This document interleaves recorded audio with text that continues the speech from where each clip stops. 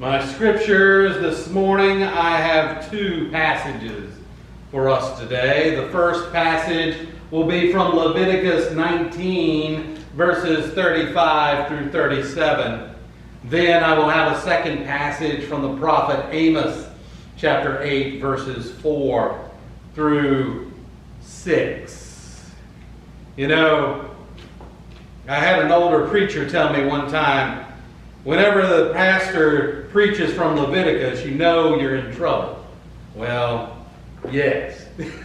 Yes, we are in trouble. Let us go to Leviticus chapter 19, verses 35 through 37, which says, "You shall do no wrong in judgment, in measurement of weight or capacity. You shall have just balances, just weights, a just ephah, and a just hin. I am the Lord your God, who brought you out from the land of Egypt. You shall thus observe all my statutes and all my ordinances, and do them. I am the Lord."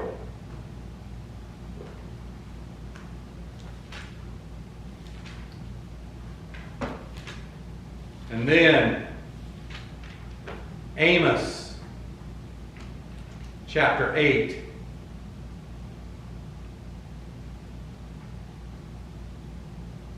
He's kind of hard to find. He's one of the minor prophets there.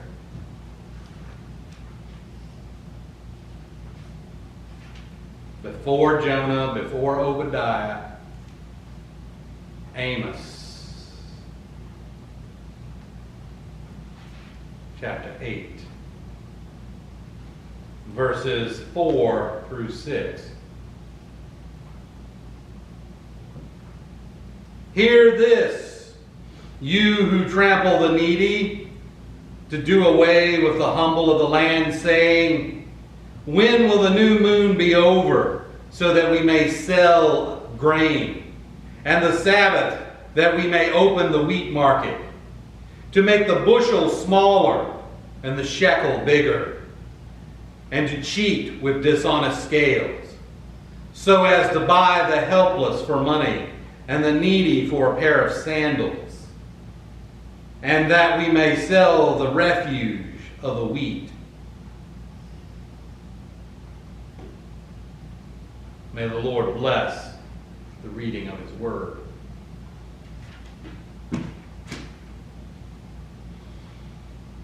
My message today is entitled, Just Business Practices. Yeah, it's an unusual message, but I had a week in between my last sermon series and, of course, our homecoming next week. And as I was praying recently about what to do this particular Sunday of the Lord, I saw something on TV that reminded me of this issue, which I have spoken of before, the importance of just dealings in business. Now, this is not a popular topic in the church. Matter of fact, I'm one of the few people I know that actually preach for just business practices and against those practices that are not good. And for this, I've been castigated in several churches. I've been called a communist. Yes, even though I am not. But the question of honest weights and measures. At the beginning of the service, we read Proverbs chapter 20, verse 10. "Differing weights and differing measures, both of them are abominable to the Lord." He calls cheating in business an abomination. That's a term normally reserved for some of the most heinous sins. Murder, rape, other vile things. And you read where the passage we read in Leviticus 19, It's Leviticus 19, the chapter's a laundry list of some of the worst sins imaginable. But yet, what does he include here toward the end?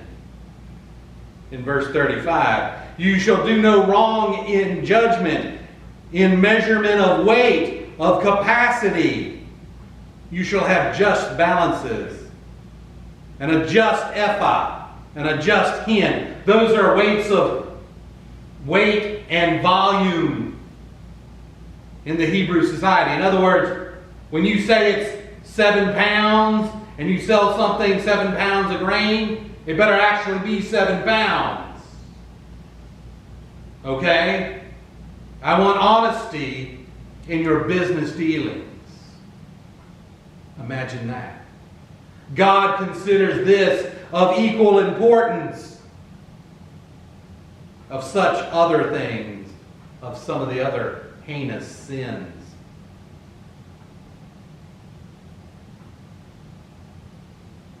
But you know, people always seem to want to cheat. Always seem to want to cut corners. And something that reminded me this again is what I consider an unethical modern business practice of this type, being what is known as shrinkflation. It's a term coined by a British economist in 2009, but it is the practices that many businesses unfortunately use in our nation, where they deceptively reduce the amount of product without changing the price. You know what I'm talking about. Let me give you some examples. This recently came to my attention, as I said, as I was preparing in the past few weeks about what to preach on today. On July 31st, PBS, public television, for those of you who aren't aware, had a segment on their news hour, one of the popular news shows for public television that I enjoy watching, a segment about shrinkflation, and it was broadcast on July 31st, just a few weeks ago. And Paul Songman, one of the regular correspondents there, was interviewing, some market specialists about the problem of shrinking goods during this inflationary period. So, of course, in the past couple of years since the pandemic, we are now facing rather high levels of interest rates and inflation. And so many companies, of course, understandably, they're having to pay more goods for goods to manufacture. I mean, if gas prices are up, then it costs more for them to get the raw materials to the factory. And so, yes, you would expect that, unfortunately, because of inflation, companies may need to increase the price of their products. And that would be just, as long as they did so commensurate with inflation. But then also, a lot of times, because of course, sometimes companies don't want to do this because, of course, if they raise their prices, it upsets customers and they may switch to another cheaper brand. So instead, they use deceptive business practices by charging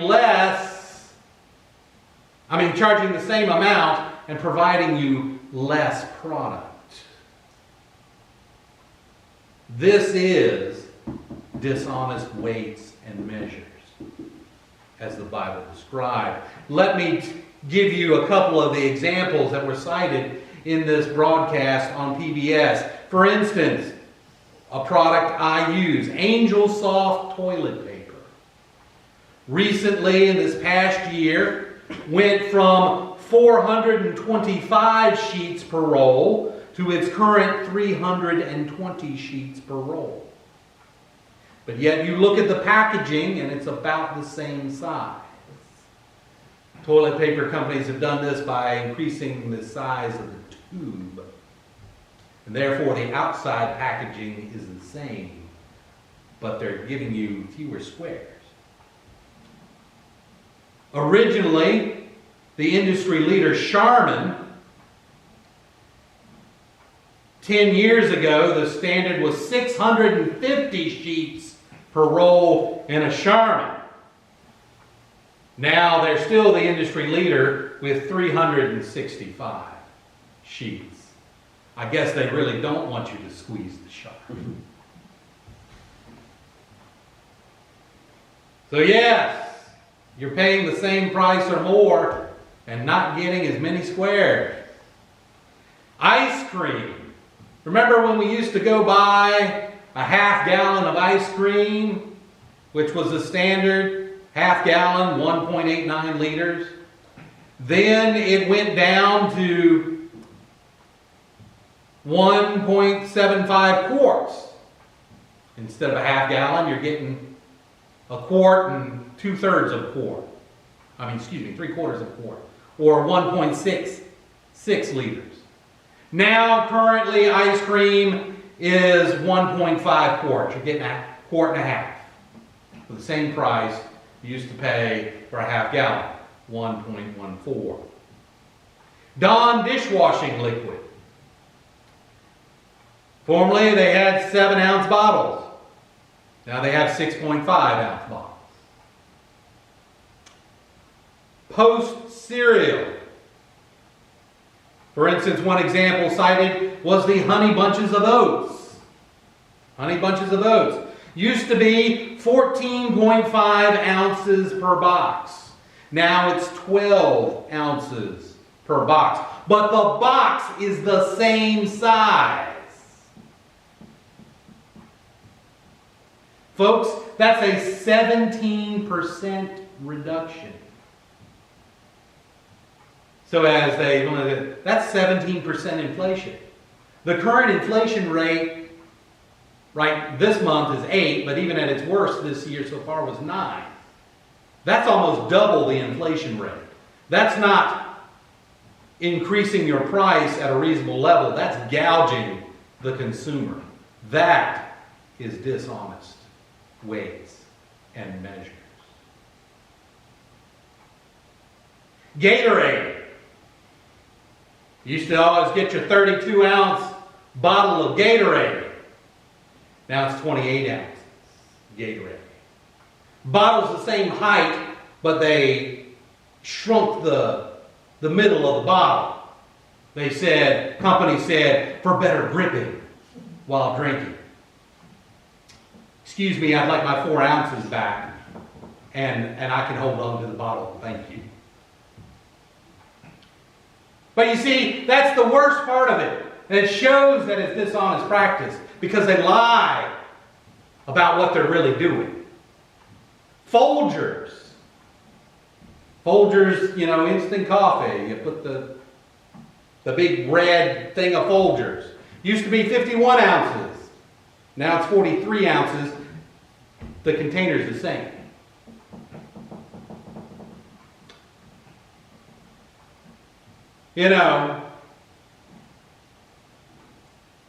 That's really...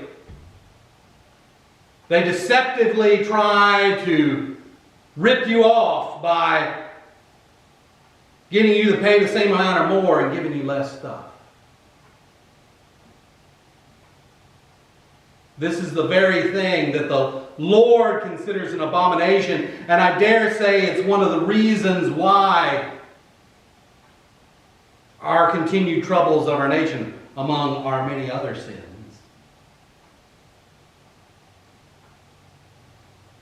I personally think if they wanted to be honest, they ought to do, like every now and then you'll see, like in the store, they'll have, I bought an extra large box of cereal, and it says, now 30% more. You've seen that.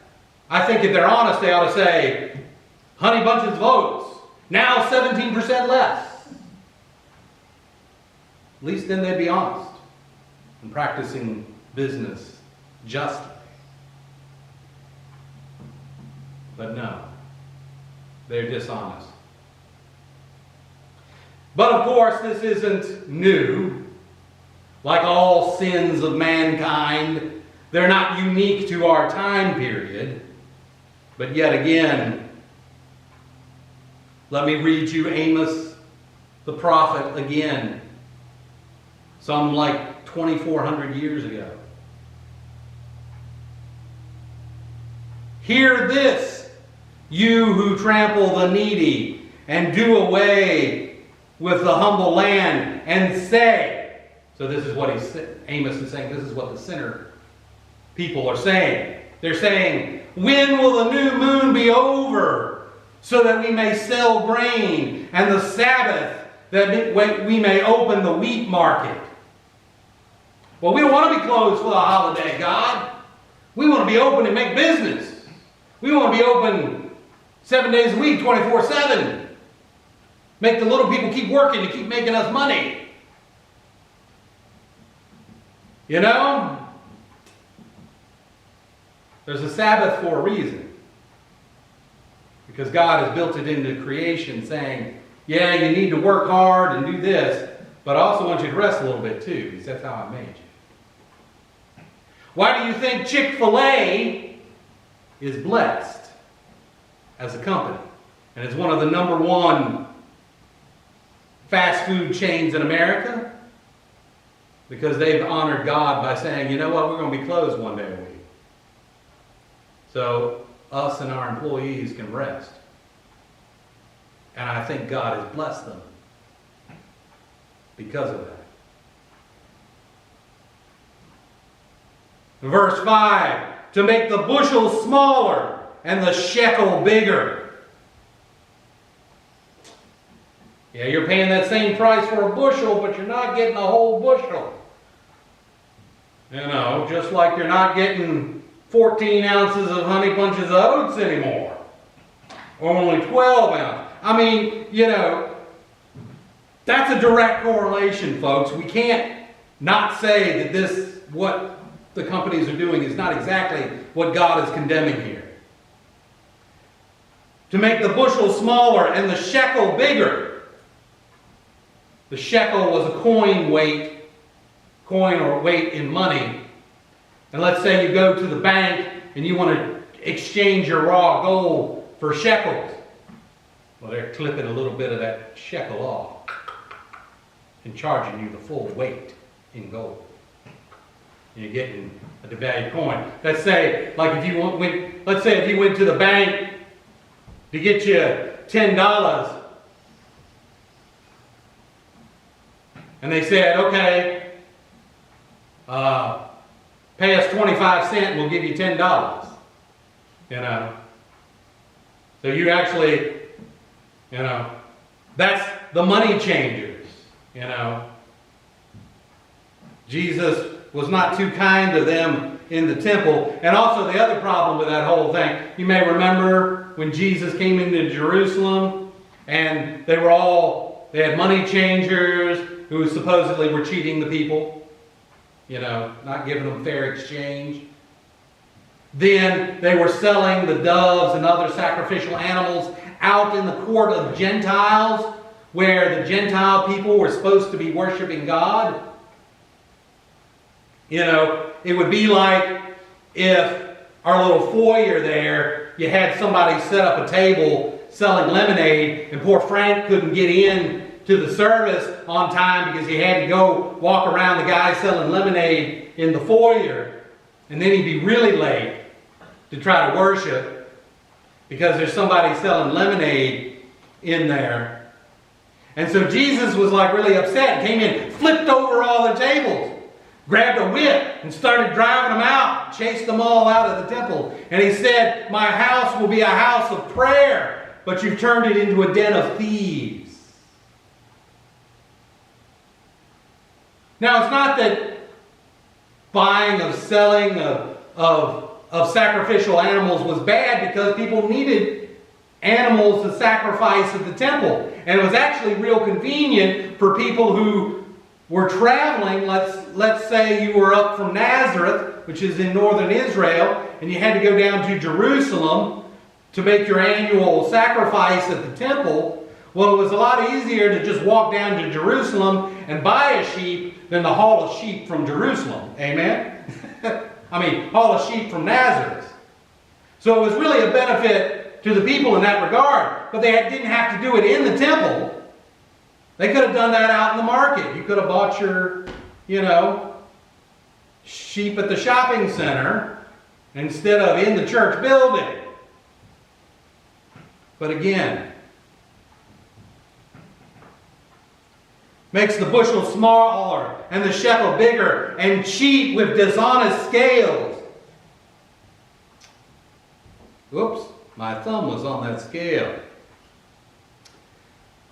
So as to buy the helpless for money, and the needy for a pair of sandals, and that they may sell refuse of the wheat.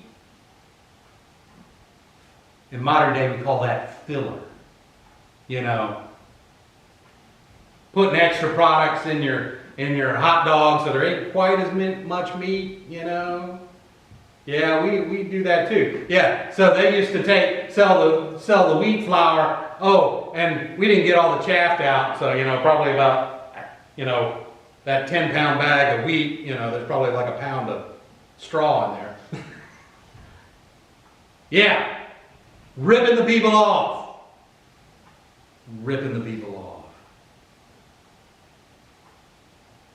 This is one of the reasons why our nation is in such trouble.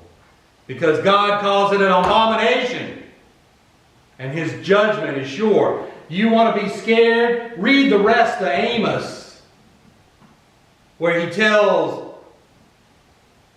the people what God's going to do because of their sin.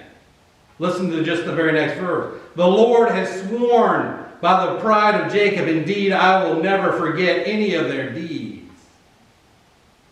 Because of this, will the land not quake? Will everyone who dwells in it not mourn?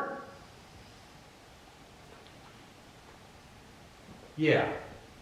Maybe we should stop cheating each other, and God might deal more kindly to our nation. Maybe our economy wouldn't be in free fall.